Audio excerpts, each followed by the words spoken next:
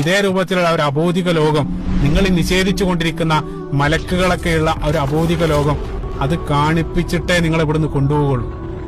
ഈ ലോകത്തുള്ള അവസാനത്തെ കാഴ്ച, അത്രയും കാലം നമ്മുടെ കണ്ണിൽ നിന്നും മറക്കപ്പെട്ട അത്തരത്തിൽ മറക്കപ്പെട്ട മലക്കുകളുടെ ഒരു ലോകം, ആ ലോകം അത് കണ്ടുകൊണ്ടായിരിക്കും അവസാനം ഈ ഒരു ലോകത്തു നിന്ന് ഒരാൾ മടങ്ങുക. അവസാനത്തെ അയാളുടെ കാഴ്ച മരണത്തിന്റെ മാലാഖയായിരിക്കും. ആ സന്ദർഭത്തിൽ അള്ളാഹു സുബ്ഹാനഹു വ തആല നമ്മുടെ കണ്ണിന്റെ മറ നീക്കപ്പെടുമെന്നും പരിശുദ്ധ ഖുർആൻ പറയുന്നുണ്ട്. സുബ്ഹാനല്ലാഹ്.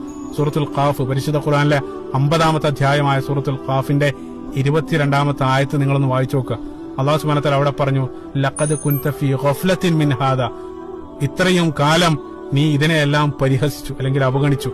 എന്ത് മലക്കുകൾ, ആകാശത്തെ ലോകത്ത് എന്ത് മലക്ക്, എന്ത് ജിന്ന്, ഇതൊക്കെ ഇവർ വെറുതെ പറയുന്നതാണെന്ന് ചില ആളുകൾ പരിഹസിച്ചു.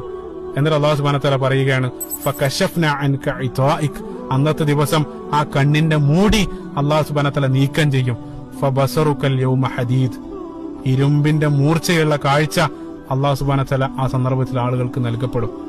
ആ സന്ദർഭത്തിൽ, അത് കാണുന്ന സന്ദർഭത്തിൽ, അത്രയും കാലം നിങ്ങൾ നിഷേധിച്ച ആ മാലാഖയെ നേർക്ക് നേരെ നിങ്ങൾ കാണുന്ന സന്ദർഭത്തിൽ നിങ്ങൾ വിശ്വസിച്ചിട്ട് കാര്യമില്ല. കാരണം നിങ്ങളുടെ ആ ട്രെയിൻ സ്റ്റേഷൻ വിട്ടുകഴിഞ്ഞു. നിങ്ങൾക്ക് പിന്നീട് അവസരമില്ല. ഒരു അവസരം അല്ലാഹു സുബ്ഹാനഹു വ തആല നൽകുന്നുള്ളൂ. ആ അവസരത്തിൽ നിങ്ങൾ വിശ്വസിക്കണം.